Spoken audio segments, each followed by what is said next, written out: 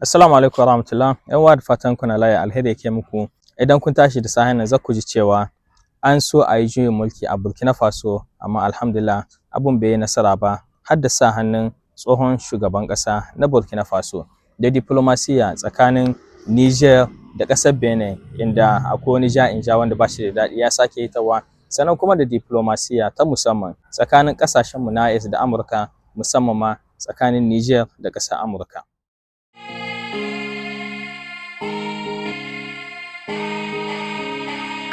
To da farko dai kamar yadda kuka ji jiya ranar 3 ga wannan wata na Janvier a cikin dare an so a yi juyin mulki a Burkina Faso. Ba juyin mulki kawai aka so a yi ba, an so a ɓata duka wani system na tsaro a cikin Burkina Faso don ya zamanto da cewa a gaba ma ba za su iya kare kansu ba. Bayanin da ya hito aka ce har akwai da sa hannun tsohon shugaban sunan soji wanda ya rike Burkina Faso cikin 'yan watanni, wanda shine ake kira Paul Henri Madiba. Madiba kenan tun da aka hambare shi kuma guduwa ya tayi ya zamna a ƙasar Togo. A yanzu maganan da ake akwai 'yan Burkina da yawa, manyan su ma suna zancen suna buƙatan Togo ta ba su Madiba kenan, tun da wanda ya so ya yi juyin mulki ya tada tarzoma a Burkina Faso wani makusancin shi ne tare da haɗin kan shi Madiba. Suka ce abin da aka so a yi a jiyan nan sun so su je wurare, tun da Burkina Faso suna da drone, to an so a je wuraren da ake controlling drone, a kashe duka sojawan da suke controlling drone don a hana kenan Burkina in wani abu ya taso cikin gaggawa a jiyan su tada drone su yi bincike ko kuma su yi harbi. Na biyu kuma an so a shigo da sojawa da ma 'yan ta'adda a shirye suke su shigo capital kin Burkina Faso don duk in akwai wani abu su samu su gama da shi. Suka ce a cikin bayanin a daren jiya ya kamata a karfe 11 a ce akwai ma wasu sojawan turawa wanda su kuma in sun shigo cikin daren nan sai su je su yi ma Captain Ibrahim Traore kudeta. Wannan shine bayanin da ya hito da aka ce. Alhamdulillah ran sanye makin Burkina Faso suka samu suka tsaye da wannan abun bai faru ba. Wannan hadari ne da muke ciki. Bayan hayaniyan Venezuela nan tana cikin zahi, shine suka so su ɗauki wannan shanskin a lokacin da hankalin kowa ya koma wajejen Venezuela su zo su kulla wani mugun abu a Burkina Faso. Kuma nan yanzu maganan da ake kasashen IS in an ce za a ma wani shugaba juyin mulki, Allah ya kiyaye, kawai za a nemi a kashe shi ne, tunda ba za a bar shi a raye ba da 'yan ƙasa sun san za su yi to. Fitowar 'yan ƙasa jiya dubunnan 'yan Burkina Faso, duk da cewa cikin dare ne suka hito suka je kusan Fale don su tabbatar da cewa juyin mulki nan bai faru ba. Kira ne muke ƙara yi ga hukumarmu na cewa a ƙara ɗan mazane, a ƙara shiri wurin tsaro. CNSP da hukumarmu ta Nijar musamman muke kira ga sojawanmu na cewa dan Allah ku rike amana, duk wani bambancin ku ajiye shi a kote, ku kare Nijar, ku kare wannan tafiya. Yau abun da ban mu fatan shi, in wani shugaba cikin ƙasashen IS kenan ya faɗi, to tafiya nan duka ta ɓace. Kuma kuna gani abubuwan da yanzu da turawa suke yi a duka ƙasashe daban, za su zo ne su ɓata mana ƙasa don su zo ɗauki arzikinmu. Ba nesa ba nan da wasu 'yan sati mun gani Amurka jirage ta tada ta je ta bugi ƙasa ta kusan mu Nigeria, sannan mun san sojawa a shirye a Ghana har da kanta tana da, Cote d'Ivoire suna da, ƙasashenmu na kusa Libya da kanta ana iya shigo mana don a zo a ɓata mana tarzoma. Muke kiran kenan sojawanmu na CNSP da manyan sojawanmu duka gaba ɗaya, duka komandema, ku riƙe amana, ku kare Niger. Wani bambancin ku ajiye shi a kote dan Allah, mu warware daga Niger, can daga baya mu sa hayaniyan da za mu yi tsakaninmu ne cikin gida. Ga 'yan ƙasa kuma mu tashi, mu ci gaba da aiki, mu ci gaba da addu'a, mu ci gaba da waye kanmu. Yau ƙasashe ne ake tafiya. Trump kenan ya nuna ma duniya gaba ɗaya na cewa shi baya bin wata ƙa'ida ta duniya.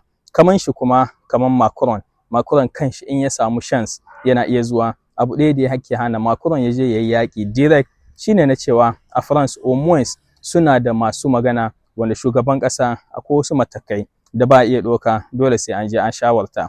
Mu ci gaba kenan da addu'a da waye kanmu, kuma Allah ya kare mana shugabanninmu don ci gaba da samun incin kai na gaskiya nan. Sai daga diplomasiya, musamman ma diplomasiya tsakanin Niger da Benin. Mun gani bayani da ya hito ranar wanda an yi sinyan shi ranar 1 ga wannan wata na Janvier, wanda Niger ta ce ma Benin, chargé d'affaires kin ambassade kin Benin a cikin Niamey kuma premier secrétaire sun ce ya tashi ya bar Niger, sun ba shi kwana 2 tunda mutum ne ba su maraba da shi. Daga nan sai muka gani daga gefen ita kuma Benin, shi kan shi chargé d'affaires kin ya hido takarda guda 2 ya yi ma 'yan Benin kin shi bayani na cewa ambassador kin Benin za ta dakatar da aiki daga ranar 5 ga wannan wata na Janvier, gobe kenan za su dakatar da aikin su gaba ɗaya kenan, za a rufe ambassador kin Benin a cikin Niger. Cikin wasu bayani yana da kyau mu fahimtar da mu kanmu nan, akwai wasu sun yada labarin suna cewa wai daga ambassador kin Benin har sun kirayi duka 'yan Benin da su bar Niger cikin gaugawa. A cikin communique biyu daga ambassador kin Benin da suka hido babu wannan magana. Communique da ya hito zuwa ga diaspora 'yan Benin da suke cikin Niger shine na ce musu ambassad za ta rufe le 5, ambassad kin Benin ba za ta yi aiki ba. Suka ce kuma wani in lokaci yayi da za a sake bude ambassad za su gaya ma mutanen su, kenan kan mu tado wata tarzoma da ta banza daban na cewa wai 'yan Benin su hukumar Benin ta kira 'yan kasar ta su bar Niger nan da nan, tun da wannan wata manufa ce daban. Anan mu kiran da muke, zaman lafiya da makwabcinka kullum shine yafi alheri, duk da cewa Patrice Talon ya yi ma Niger abubuwa wanda ba su kamata ba, wanda ya so ya zamanto kofa da za ta kawo hari a cikin Niger. Sannan kuma duk da abubuwan da ya yi, sai muka gani lokacin da aka so a yi mishi juyin mulki, ba mu sani ba da gaske ne ko ba da gaske ba ne, amma kare shin da aka yi ba a mai juyin mulki ba, dole ne ya ƙara ba da kanshi ga Turawa. To mu nan tsakanin hukumar Niger da Benin jituwa da wuya ta zo, dole mu yarda da wannan abun, tunda akwai matsalan tsaro, akwai matsalan diplomasiya. Amma mu fatan da muke, me zai hana yanzu ƙasar Niger a yi mu'amala kamar yadda aka yi da Nigeria, tsakanin sarakan gargajiya, tsakanin makusanta. Nigeria da aka so a kawo mana yaƙi, alhamdulillah 'yan uwantakan frontier kin Niger da Nigeria ta sa tsakanin ko sarakai ko tsakanin malamai ko tsakanin 'yan ƙasa da 'yan ƙasa, abun nan ya tallafa mana, ya kawo sauƙi a tafiyan da ake, hamma ya sauƙaƙa hari, har muka gani akwai sarakai da malumai da yawa na Nigeria wanda suka tashi suka ce bai kamata a kawo ma Niger hari ba. A cikinsu akwai har wanda suka zo cikin Niger, mun gani Sarki Abubakar sai da ya wata shiga da wata tawaga cikin Nigeria su ma don a samu arka wannan tattaunawan. Menene zai hana a kotan Benin a yi irin wannan tattaunawan, ba official ba, ba da shugabanni ba, amma tsakanin sarakai na wa'annan wurin, tunda mun san da cewa frontier ne an yi shi, amma akwai kabilu wanda suna haɗe da juna tsakanin Benin da Niger.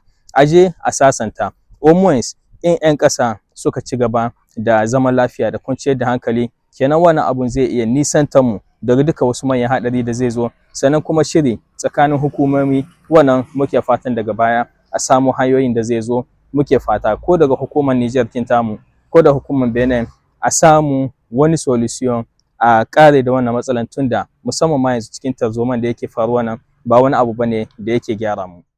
Ga diplomasin kasashen IAS da ƙasar Amurka, bayan mun gani na cewa kasashen IAS su ma sun ce ma ƙasar Amurka za su hana duka wani ɗan Amurka vizan shiga, sai muka gani daga kotan biyu, daga Amurka kuma daga IAS kin, an yi gyara. Amurka musamman ma a cikin Niger, ambassador kinsu sun hiddo bayani, sun rubuta cewa akwai wai ɗan Niger idan yana son visa, inda ba visa ba ce ta immigration, visa ta tourism ko kuma karatu da sauransu, ya ta yi Lome, visa kuma ta immigration ya ta yi Cote d'Ivoire, duka dai cikin rainin wayo ne. Suka ce kuma daga ambassador Kiniyami akwai exception, wanda diplomat ko kuma wasu 'yan support ko kuma wasu coach wanda za su ta yi Amurka da wani abu mai mahimmanci, suna iya samun visa su ta yi. Kenan an ɗan ɗaga wasu exception, ko kuma mutane wanda za su amfana da America, ko kuma wanda suna da yanzu a hannunsu visa America kafin Premier Janvier, kafin lokacin nan ya fara.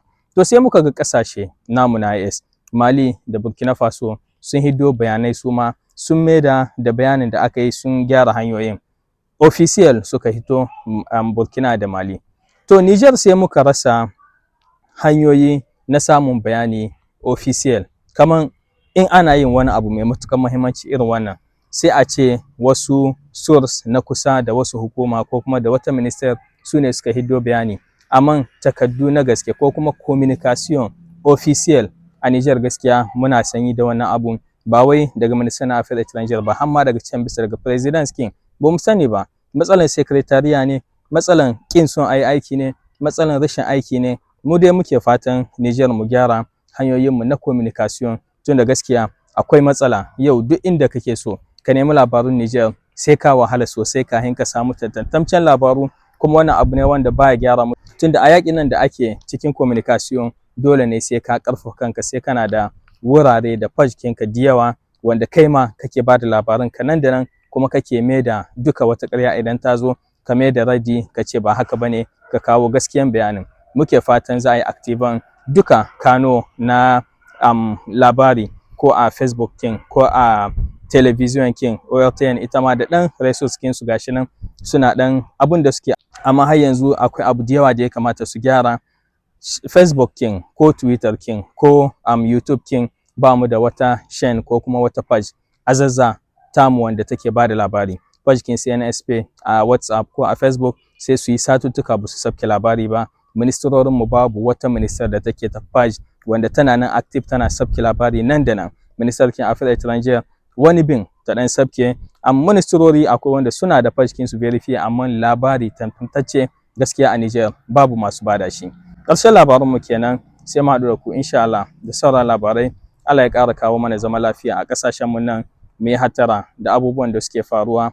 Ana neman a tada ƙasashenmu nan, a kashe mana shugabanninmu da a ɓata tafiyan samun incin kan da ƙasashenmu na ai suke. Sai mu haɗu da ku insha Allah da sauran labarai da ƙarin bayani akan abin da yake faruwa a Venezuela, da kuma wai Rasha da China sun bar shugaban ƙasar Venezuela ne sun kasa kare shi, ko kuma menene gaskiyan abin da ya faru. Sai mu haɗu da ku kenan. Allah ya kama mana, Allah ya samu dace.